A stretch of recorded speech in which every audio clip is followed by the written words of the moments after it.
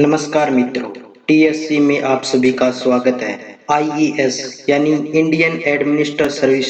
यदि आपने आईएएस बनने का फैसला कर लिया है तो देश के इस सबसे बड़े दंगल में आपका स्वागत है और मैं भगवान से प्रार्थना करना चाहूंगा कि वह लंबे समय तक आपके इस विल पावर, कॉन्फिडेंस और इसी जोश को इसी तरह बनाए रखे। क्योंकि ये बात मैं इसलिए बोल पा रहा हूँ बिकॉज आईएएस के लिए बहुत जरूरी है। फिर भी इस टॉपिक पर बात हम अगले वीडियो में करने वाले हैं कि आप आईएएस कैसे बन सकते हैं। मैं आपसे एक प्रश्न पूछने की, एक 14 वर्ड के वाक्य का प्रश्न पूछने की परमिशन चाहूंगा। मैं यह प्रश्न इसलिए पूछना चाहता हूं क्योंकि हमारे देश के नौजवान बिना किसी मार्गदर्शन के, सोचे समझे बिना इस दंगल में आ जाते हैं और कुछ महीनों, कुछ सालों या फिर कुछ दिनों बाद इस यूपीएससी वर्ड से हारकर इससे बाहर आ जाते हैं और अपने पूरे करियर को खराब कर लेते हैं। इसलिए मुझे लगता है कि इस कंपटीशन में उतरने से पहले शांत मन से खुद से पूछ लेना चाहिए जो मैं आपसे पूछने जा रहा हूँ। मैं आपसे यह प्रश्न कतई नहीं पूछने जा रहा हूँ कि आप आईएएस किस लिए बनना चाहते हैं। इसके वही कानों को अच्छे न लगने वाले उत्तर मिलेंगे। वैसे भी आप चाहे पावर के लिए बन रहे हो आईएएस या शान शौकत या फिर उस लाल बत्ती वाली गाड़ी के लिए, इसका आपकी तैयारी से कुछ भी लेना देना नहीं है। आप किसी भी नौकरी में करियर बनाने की सोचें, उसमें कुछ न कुछ तो ऐसा जरूर होता है जो आपको अट्रैक्टिव करता है, तभी तो आप उस फील्ड में जाना चाहते हैं। हाँ, इस मायने में अभी भी आईएएस सबसे अलग है क्योंकि इसमें ढेर सारे आकर्षण हैं। सच पूछिए तो आकर्षण ही आकर्षण है, इसलिए हर युवा इसमें जाना चाहता है और जाना भी चाहिए। तो अब मैं आता हूँ अपने इस मूल सवाल पर जो मैं आपसे पूछना चाहता हूँ, और इस सवाल का जवाब आप बड़ी ही गंभीरता और सोच विचार के साथ दें। तो मेरा सवाल यह है कि आप आईएएस क्यों बनना चाहते हैं? आपने अपने अंदर ऐसा क्या देखा जो आपको आईएएस बनने के लायक बनाता है? इससे पहले कि आप इस वीडियो को आके देखना शुरू करें, आप इस छोटे से सवाल का उत्तर ढूंढ लें। इस बड़े दंगल में दूसरों के रिलेटेड उत्तर से आपका कोई काम नहीं चलने वाला है। इस सफर पर, आईएएस बनने के रास्ते पर आगे बढ़ने के लिए और आपके डेडिकेशन को बनाए रखने के लिए आपको अपने उत्तर की जरूरत पड़ेगी। जब किसी स्टूडेंट को यह प्रश्न पूछा जाए तो यह प्रश्न समझ में नहीं आता है क्योंकि इससे पहले उसने किसी से इस तरह का उटपटांग सवाल है या प्रश्न है वो किया नहीं है। मैंने आपसे यह प्रश्न इसलिए किया है ताकि इस सवाल का फैसला यही हो जाए कि कहीं आप किसी उकसावे में तो नहीं आ गए हैं।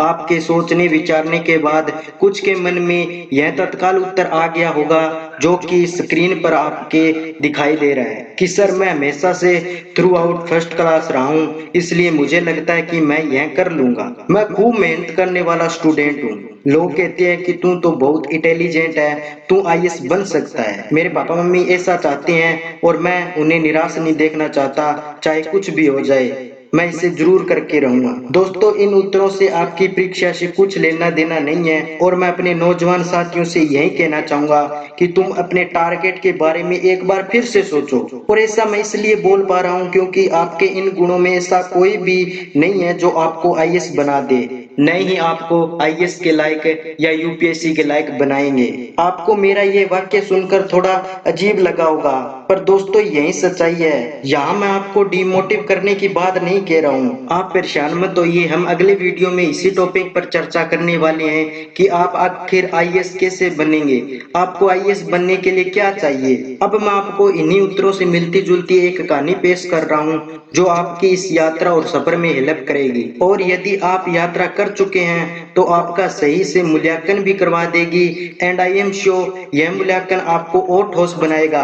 और इससे कहीं ज्यादा आपका फायदा होगा। दोस्तों, एक बार की बात है, एक आईएएस एक्सपर्ट से एक लड़का मिलने आया। काफी स्मार्ट, जोशीला और पढ़ने लिखने में काफी होशियार और ठीक ठाक सा था। वह जानना चाहता था कि मैं आखिर आईएएस कैसे बन सकता हूँ, और जब वह एक्सपर्ट उनको यह सूत्र बता रहा था कि आप आईएएस कैसे बन सकते हैं तो वह बीच बीच में कहे जा रहा था कि सर मुझे यह बनना ही है, चाहे कुछ भी हो जाए, चाहे सिर कटवाना पड़े, मुझे यह बनना ही है। तो तब क्या हुआ दोस्तों, जब आईएएस एक्सपर्ट ने कहा कि आप 1 महीने बाद आना, तो जब वो लड़का 1 महीने बाद आया तो उसने पहला यही सवाल पूछा कि सर मैंने सुना है कि आईएएस ऑफिसरों की तनख्वाह होती है वो थोड़ी कम होती है। तो एक्सपर्ट ने जवाब दिया कि आपने ठीक सुना, और सर मैंने ये भी सुना है कि उनका ट्रांसफर है वो जल्दी हो जाता है। तो आईएएस एक्सपर्ट ने इसका भी उत्तर हाँ में दिया। और तीसरा सवाल है वो उसने सुस्काते हुए कहा कि सर क्या MP MLA उन्हें डांट कर चले जाते हैं?